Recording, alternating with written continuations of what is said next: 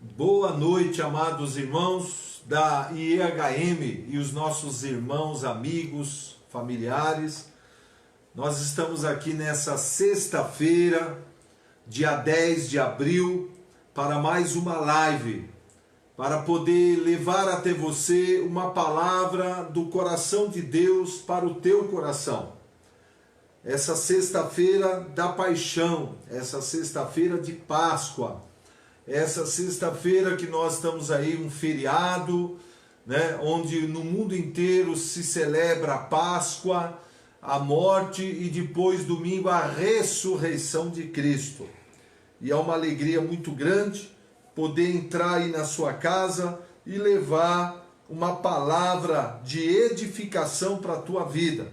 E eu gostaria muito que vocês participassem, a gente pudesse interagir durante esse tempo que vamos estar juntos e depois você possa curtir também e compartilhar para a gente poder abençoar muita gente, né? As pessoas precisam conhecer a palavra de Deus. Infelizmente, através dos meios de comunicação, na sua maioria, são só notícias ruins, só notícia ruim, que traz medo, opressão, tristeza e angústia. Mas na palavra de Deus nós temos notícias boas. Deus tem boas notícias para mim e para você. E por isso eu gostaria de convidar você nesta hora a fechar os seus olhos e nós vamos fazer uma oração a Deus. Feche os seus olhos.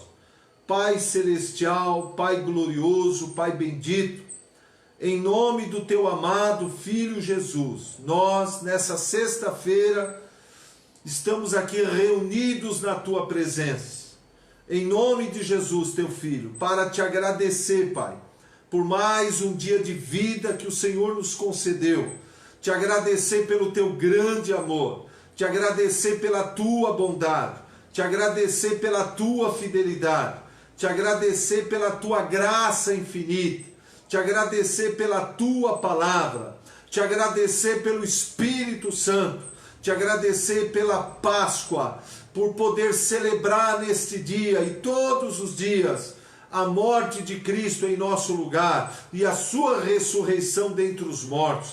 Abençoa a todos que estão nos assistindo, Pai, que o Senhor os abençoe grandemente e dê a eles, Senhor, o espírito de revelação e de sabedoria, iluminando os olhos do coração do teu povo. Nós pedimos em nome de Jesus. Amém e amém. Glória a Deus. Bom, hoje, como eu havia dito, nós vamos meditar num assunto extremamente importante. Como examinar as Escrituras. Como meditar na palavra. E o que extrair da palavra. E como assimilar a palavra. Princípios de leitura, exame, assimilação e meditação das Escrituras. Isso é muito importante, que a gente tem falado nas últimas lives, que é extremamente importante a gente dedicar tempo em oração e leitura da palavra. Mas infelizmente muitos não sabem examinar a palavra, não sabem meditar na palavra e acaba prejudicando aquele momento precioso de edificação, fortalecimento e crescimento espiritual. E eu gostaria de começar essa reflexão e esse estudo tão importante lendo Romanos capítulo 10, versículo 17. O apóstolo Paulo diz assim: e assim a fé vem pela pregação ou por ouvir, e o ouvir da palavra de Deus. Não existe outro meio pelo qual a fé é gerada em nossos corações, a não ser por ouvir a palavra de Deus, assimilar a palavra de Deus no nosso coração.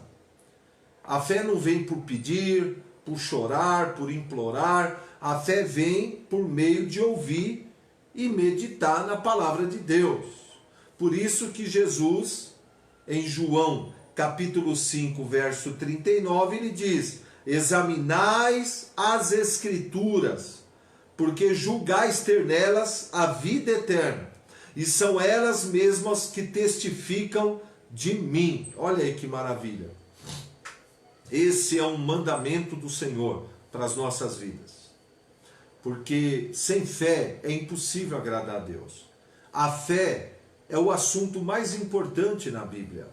Porque sem ela você não é salvo, porque nós somos salvos mediante a fé no Evangelho de Cristo. Os sinais seguem a fé. Nossas orações são atendidas mediante a fé. Recebemos os milagres mediante a fé. É por meio da fé que vencemos o mundo. É por meio da fé que nós fazemos sinais e maravilhas no Senhor. Tudo gira em torno da fé. E sem ela é impossível agradar a Deus. E Jesus diz em Marcos 9:23, tudo é possível àquele que crê. E para nós termos essa fé, nós precisamos ouvir a palavra de Deus, assimilar a palavra de Deus. E para assimilar a palavra, além de ouvir, nós também podemos e devemos examinar as Escrituras, praticando princípios da assimilação da palavra. Da assimilação da palavra. E outra coisa importante, Provérbios 23:23 diz assim: compra a verdade e não a vendas. Compra a sabedoria, compra a instrução, compra o entendimento. 4 coisas que a gente tem que comprar: a verdade, a sabedoria, a instrução e o entendimento. Salvação é um dom gratuito de Deus através da nossa fé no sacrifício substituto de Jesus na cruz do Calvário. Nós não podemos comprar a nossa salvação. Ela nos foi dada gratuitamente por Cristo. E graça significa favor e merecido. É pela graça que nós nascemos de novo. É pela graça que nós fomos feitos nova criatura em Cristo, filho de Deus, herdeiro de Deus, co-herdeiro com Cristo. É tudo pela graça. Pela graça o nosso nome foi escrito no livro da vida. Pela graça recebemos o Espírito Santo. Entretanto, o que não é de graça são essas 4 coisas que nós temos que comprar: o conhecimento da verdade, a sabedoria de Deus, as instruções de Deus e o entendimento. Tudo isso a gente tem que pagar um preço.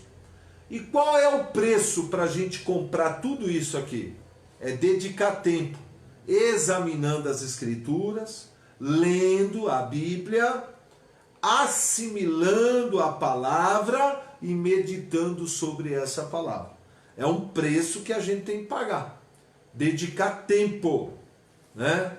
Dedicar tempo. E para a gente dedicar tempo, você e eu teremos que abrir mão e abandonar certas coisas que roubam o nosso tempo.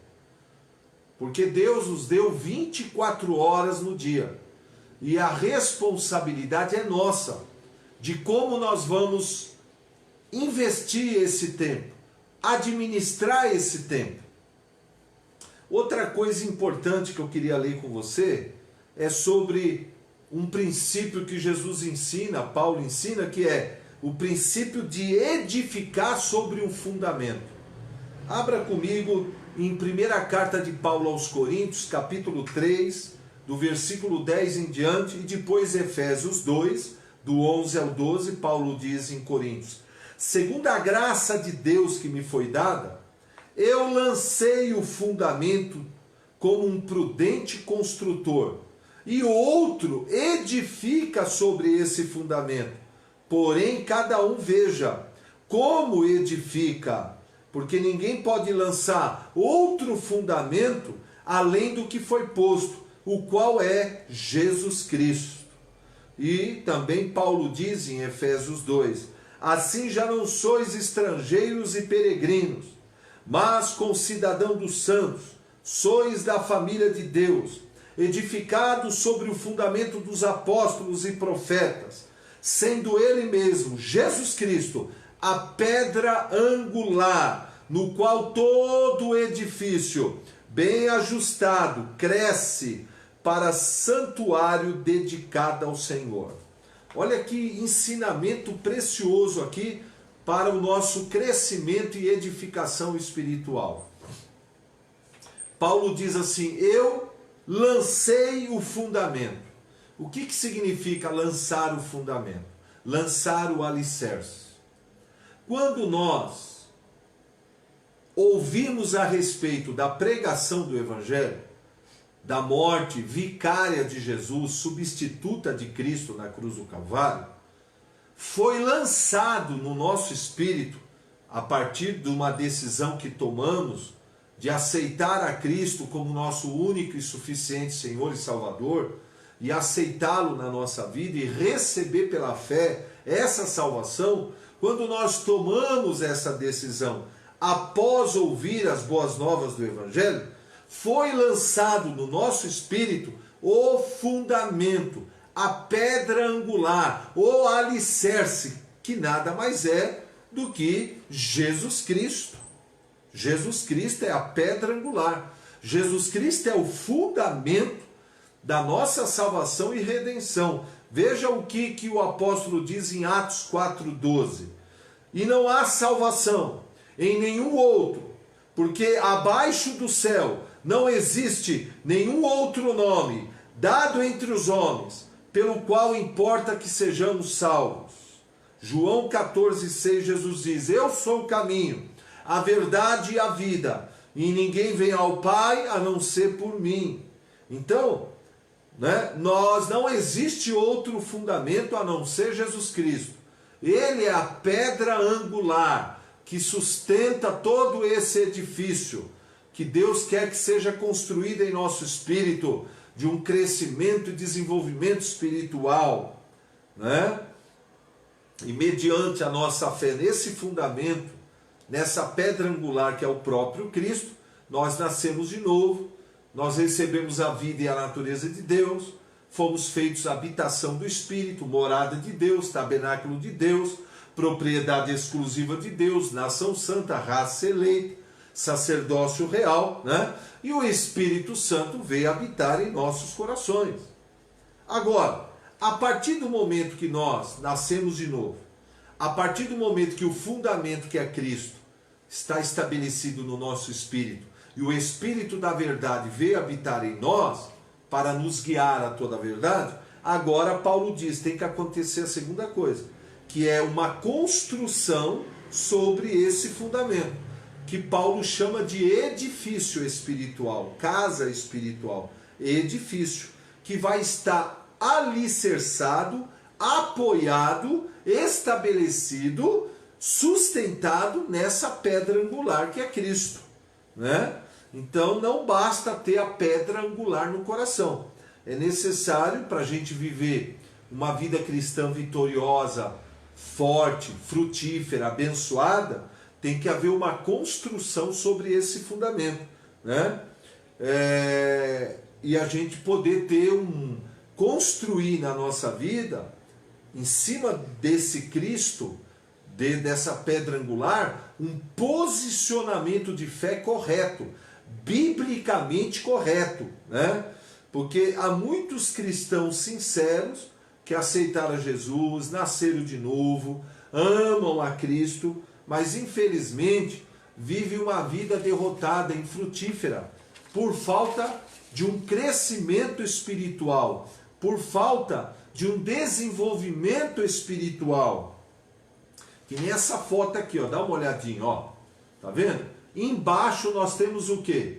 O alicerce, que é Jesus. Jesus é o alicerce. Agora, sobre esse alicerce tem que ser construído um edifício. E aí que entra a leitura da palavra, o exame das Escrituras, a meditação.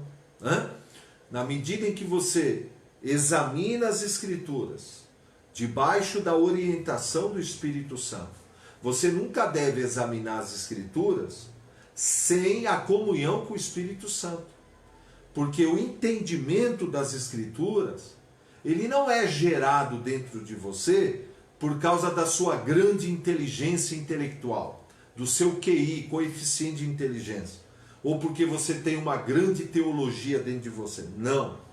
Toda vez que a gente vai examinar a palavra, meditar na palavra, ler a palavra, nós devemos ir debaixo de uma comunhão, de uma unção do Espírito, confiando que o Mestre Espírito Santo que habita em nós é que vai abrir nossos olhos espirituais e dar a nós o espírito de revelação e de sabedoria, iluminando os olhos do nosso coração, tirando o véu, tirando a cegueira. E sobre esse fundamento que é Cristo, nós vamos construir cinco andares. Você tem que construir 5 andares sobre esse fundamento que é Cristo no teu espírito. O primeiro andar que tem que ser construído: edificar a sua fé cristã sobre o primeiro andar, sobre princípios eternos da palavra de Deus, chaves espirituais, princípios. Deus estabeleceu muitos princípios na sua palavra e nós precisamos conhecer esses princípios. Quando nós lemos a Bíblia, meditamos na palavra, de Gênesis a Apocalipse, o que a gente tem que extrair quando a gente for ler é primeiro os princípios eternos do reino de Deus. Sabe por que é importante você estabelecer no teu espírito o entendimento correto acerca dos princípios eternos da palavra de Deus? Os princípios eternos do reino de Deus. É porque Deus se relaciona conosco na nova aliança baseado nesses princípios, a partir desses princípios. Deus não se relaciona conosco baseado na lei que ele deu a Moisés, porque a dispensação da lei acabou quando Cristo morreu na cruz. E ao ressuscitar, se estabeleceu uma nova aliança. Quando muda a aliança, muda também a lei. Agora nós estamos na lei da graça, na dispensação da graça de Cristo. E agora nós estamos fundamentados, nessa pedra angular que é Cristo, mas sobre essa pedra angular, sobre esse fundamento, nós temos que construir um edifício. É um crescimento espiritual na nossa vida. E esse crescimento espiritual começa com o primeiro andar. Qual é o primeiro andar? Se estabelecer no nosso coração o entendimento e a prática, não só o entendimento, mas a prática dos princípios eternos estabelecidos por Deus no reino de Deus. Aí você talvez esteja perguntando: pastor, me dá um exemplo do que sejam esses princípios eternos do reino. Eu vou dar um exemplo, o princípio da fé. Deus estabeleceu uma lei espiritual pela qual a fé é gerada. A fé vem por ouvir a palavra de Deus. É um princípio. Tem muita gente querendo ter mais fé, mas não ouve, não medita sobre a palavra. Segundo, o princípio de você exercitar a sua fé, para você receber o que Deus tem para a sua vida. Com base em Romanos 10, verso 8 ao 10. É crer com o coração, confessar com a boca. O princípio da semeadura: quem semeia muito, muito colherá. Quem semeia pouco, pouco colherá. O princípio da reciprocidade: Deus trata você da mesma maneira que você trata o teu próximo. Por isso que nós temos que estabelecer, aquela lei áurea que Jesus estabeleceu em Mateus 7,12. O que você não quer que as pessoas façam para você, você não deve fazer para elas. E o que você quer que elas façam para você, você deve fazer para elas. Jesus diz: quem pratica esse princípio, praticou toda a lei, porque toda a lei se resume em amar a Deus acima de todas as coisas e amar ao próximo como a si mesmo. Por isso que a gente tem que conhecer bastante os princípios do reino, os princípios da palavra de Deus, e estabelecer o seguinte propósito: não só adquirir o entendimento desses princípios e meditar nele de dia e de noite e colocá-los em prática, obedecer esses princípios. Quando nós obedecemos esses princípios, aí nós vamos construir o segundo andar desse edifício. Qual que é o segundo andar desse edifício? As promessas gloriosas da palavra de Deus. Na Bíblia há milhares e milhares e milhares e milhares e milhares de promessas. Muitas promessas. E o que são promessas? Primeiro, promessas são a revelação da vontade de Deus para a minha vida e para a sua vida. Quando você acha uma promessa, você está achando, na verdade, qual é a vontade de Deus para a sua vida naquela área específica. Promessas também são a recompensa de Deus para quem pratica o princípio.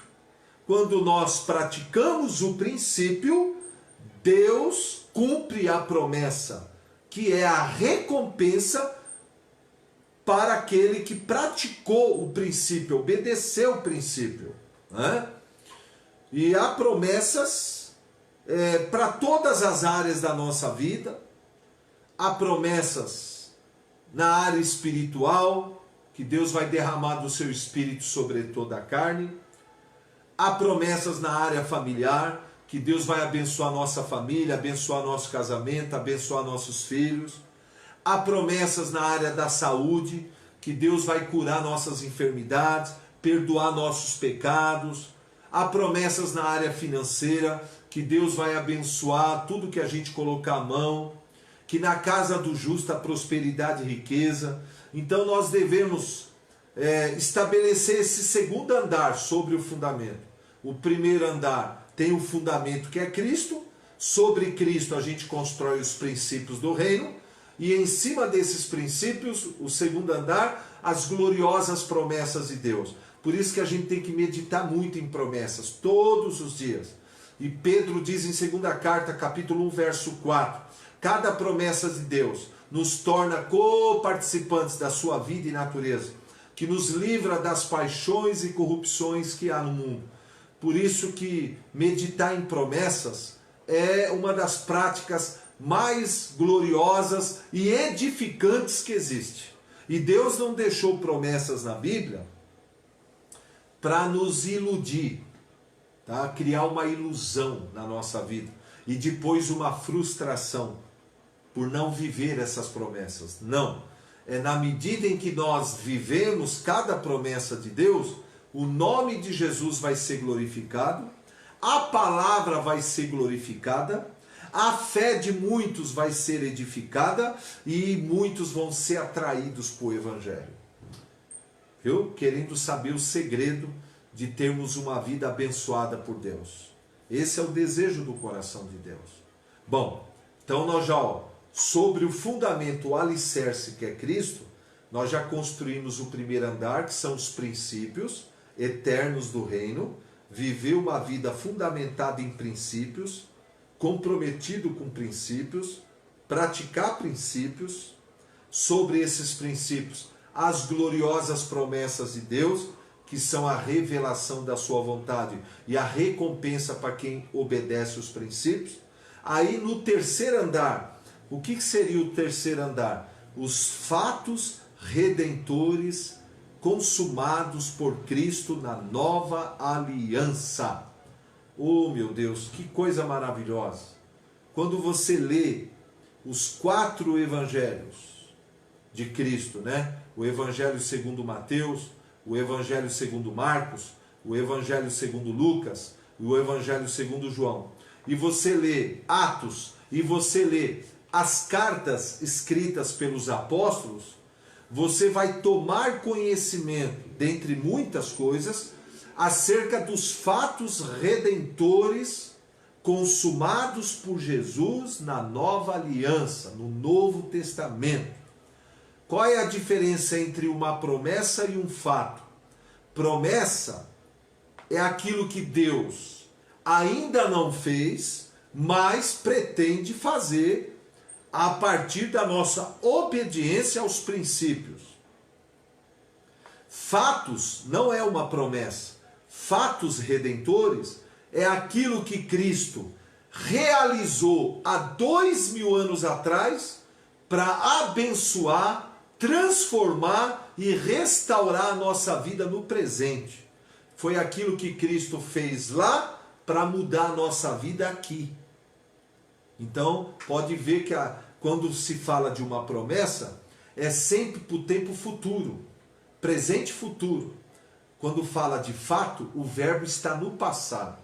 Vou te dar alguns exemplos aqui. Isaías 53 diz: verdadeiramente ele tomou sobre si os nossos pecados, as nossas enfermidades, carregou com ele, está no passado, as nossas dores, e pelas suas chagas fomos sarados. Não vamos ser, fomos sarados. Olha só, Gálatas 3, 13 e 14. Cristo nos resgatou da maldição da lei, fazendo-se ele mesmo maldito em nosso lugar, para que a bênção de Abraão chegue a nós por Jesus Cristo. Aleluia!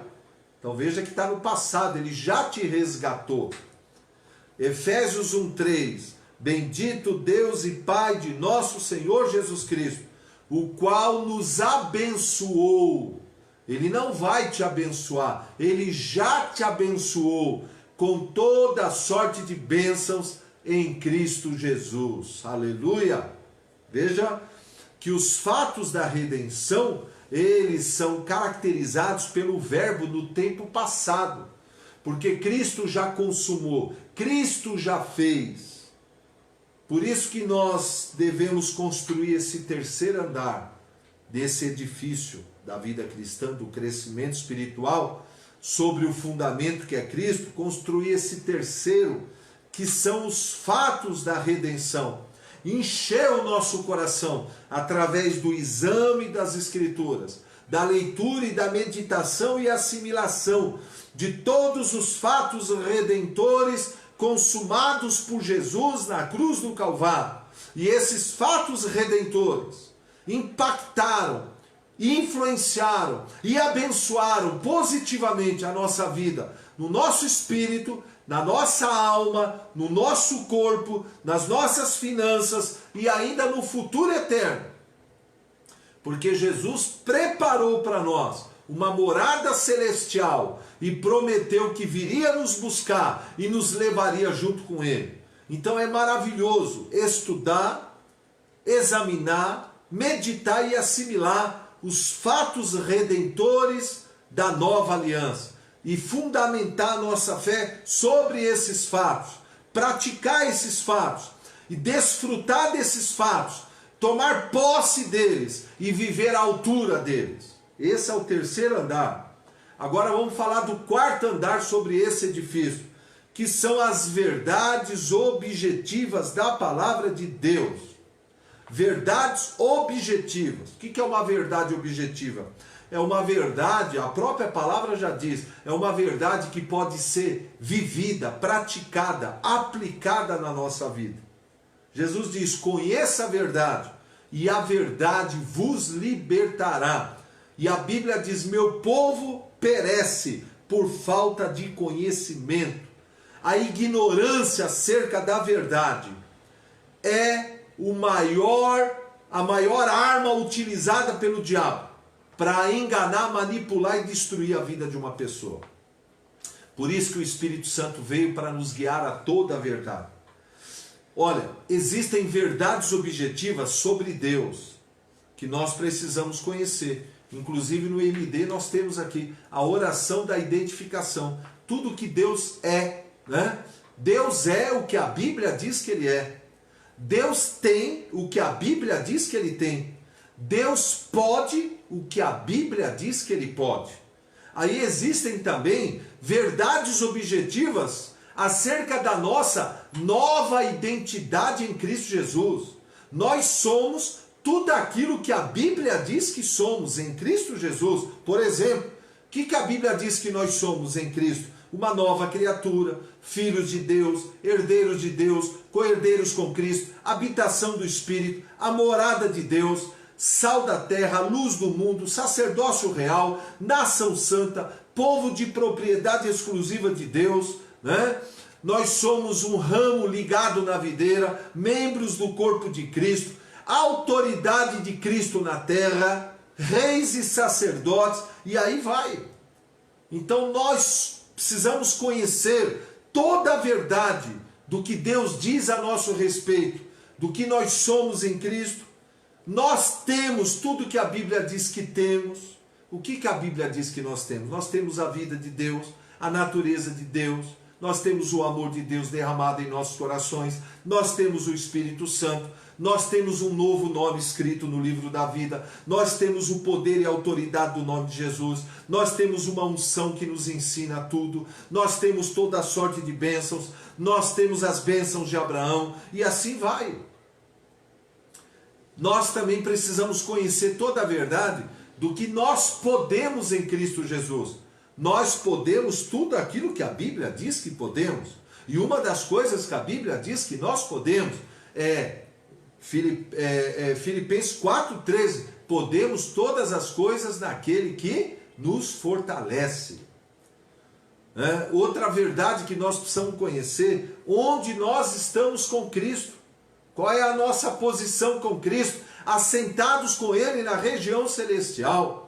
Estamos onde a Bíblia diz que estamos, no reino de Deus, no esconderijo do Altíssimo, assentados com Cristo nas regiões celestiais, enxertados na videira verdadeira que é Cristo, enxertados no corpo de Cristo. E nós iremos para onde a Bíblia diz que iremos. Iremos para o céu, iremos para o paraíso, não apoiados nas nossas próprias boas obras, não apoiados nos nossos méritos pessoais, mas confiando na infinita graça e misericórdia de Cristo e a justiça dele na nossa vida, mediante a nossa fé no seu sacrifício substituto na cruz do Calvário e na sua ressurreição ao terceiro dia. Então nós precisamos construir esse quarto andar, que são as verdades objetivas da palavra de Deus. E nós também precisamos construir sobre o quarto andar o quinto andar. O que são o quinto andar? As profecias do reino de Deus. As profecias da palavra de Deus. Né? Nós também aprendemos na Bíblia acerca das profecias da palavra de Deus. E Pedro diz que nós fazemos muito bem em atender para a palavra profética, como uma candeia que se acende e cresce a sua luz cada vez mais, cada vez brilha mais. Nós precisamos conhecer as profecias acerca dos sinais do finais do tempo, que nós estamos vivendo no meio do começo das dores de parto. Nós estamos vivendo. Nós precisamos conhecer as palavras proféticas, estabelecer essas palavras proféticas no nosso coração, examinar, ler e meditar e assimilar essas verdades proféticas e construir esse fundamento profético no nosso espírito, sobre esse fundamento que é Cristo. Profecias acerca do começo das dores, nós já estamos no começo das dores. Toda a construção profética dessa visão panorâmica, desse contexto mundial, para a preparação da manifestação do anticristo, o arrebatamento da igreja, o início da grande tribulação, a segunda vinda de Cristo, as batalhas, os juízos divinos, o trono branco e depois o estabelecimento de um reinado milenar de Cristo e um novo céu e uma nova terra. Tudo isso está previsto e está escrito nas palavras proféticas. E quando nós adquirimos o entendimento correto dessas palavras proféticas e meditamos sobre elas de dia e de noite, nossa fé é fortalecida, nosso espírito é despertado e ocorre um avivamento espiritual na nossa vida. E nós vamos estar ansiosos pela volta de Cristo e vamos viver vigilantes para a gente não perder aquilo que Jesus nos deu gratuitamente. Por isso que a Bíblia diz: quem está de pé, cuida para que você não caia. Guarde bem a tua coroa para que ninguém tome ela de você. E que a tua candeia ela continue acesa todos os dias através do óleo, do azeite do Espírito Santo, que é uma vida de oração, uma comunhão com o Espírito Santo. Então eu espero que você esteja entendendo. Eu vou revisar o que eu falei. Quando você nasceu de novo, quando você convidou a Cristo para entrar no teu coração, e você nasceu de novo, foi estabelecido no teu espírito, no teu novo coração que Deus te deu, nesse espírito recriado pela vida e a natureza de Deus, foi estabelecido um fundamento. Esse fundamento é Cristo. Ele é a pedra angular. Então, se estabeleceu Cristo. Não há salvação em nenhum outro nome dado entre os homens, a não ser Jesus Cristo. Só Jesus salva, só em Jesus há redenção e salvação eterna. Agora, sobre esse fundamento, esse alicerce que é Cristo, tem que haver uma construção espiritual, que vai gerar em você um crescimento espiritual, um desenvolvimento espiritual e o estabelecimento de um grande edifício. E quem vai se abrigar nesse edifício? Muitas almas que você vai ganhar para Cristo. Você vai ser uma fonte de abrigo, uma fonte de água viva que vai fluir através do seu coração para alcançar as pessoas.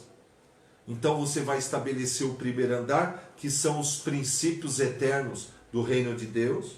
Você vai meditar neles de dia e de noite, vai confessá-los e vai praticá-los diariamente, para dar a Deus condições favoráveis para confirmar as promessas. Aí é o segundo andar, as promessas. Você vai meditar em promessas todos os dias, de dia e de noite, vai confessar promessas, vai chamar à existência as promessas e vai reivindicar as promessas e orar firmado nessas promessas.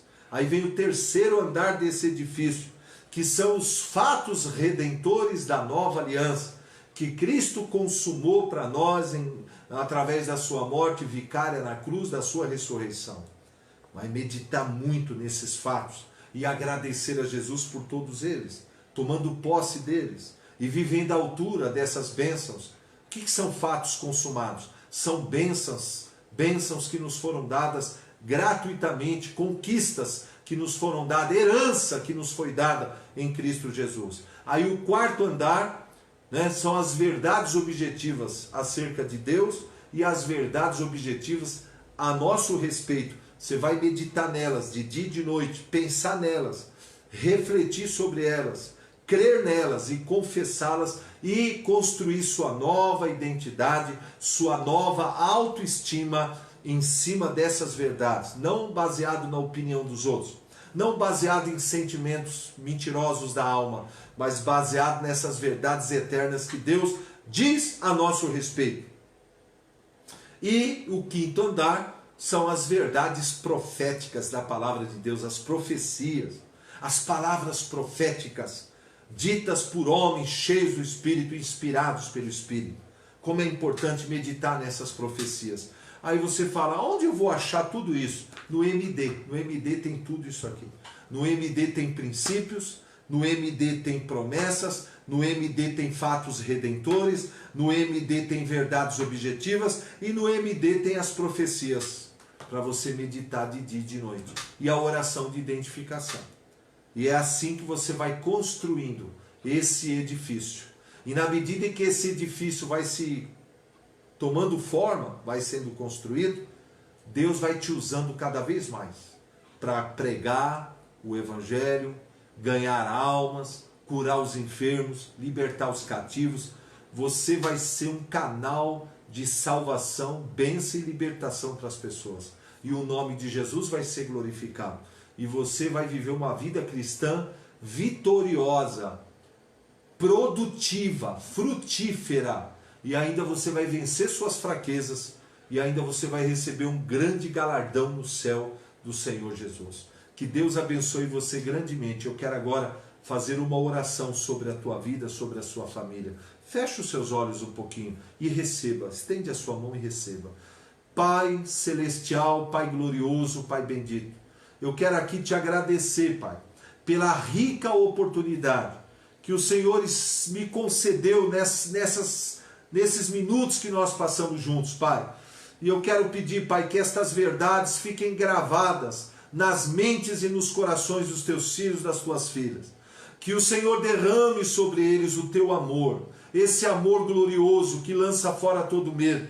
Que o Senhor derrame a tua paz, a tua graça, a tua unção, o poder do Espírito Santo, a comunhão do Espírito, as bênçãos de Abraão, as bênçãos da nova aliança. Pai, que eles tenham uma noite de sexta-feira abençoada, um fim de semana abençoado, vitorioso. Abençoa cada família, traz prosperidade, traz paz, alegria, harmonia, e que tuas bênçãos se manifestem, Pai. Nós oramos e te agradecemos, em nome de Jesus, amém e amém. Glória a Deus. E antes de encerrar, eu queria convidar você, tá bom? Para domingo agora, né? Nós vamos estar fazendo uma live ao vivo, um culto de ceia. Nós vamos estar aqui ceando, né? E você vai estar aí ceando com a sua família. Você vai comprar um pão, o suco da uva, vai preparar na sua sala, né? Aí você vai entrar aí online conosco, pela nossa página no Facebook, IHM, e aí nós vamos trazer uma mensagem maravilhosa sobre Cristo, o Cordeiro Pascal, uma mensagem sobre a Páscoa. Vamos orar, consagrar a ceia e juntos nós vamos participar, vamos tomar em memória de Cristo, né? E para a honra e glória dele e para a nossa edificação. Então até domingo às 6 da tarde, ó, curta aí esse vídeo, né? E compartilha ele para a gente abençoar mais gente. Deus abençoe a todos, um beijo no coração de todos.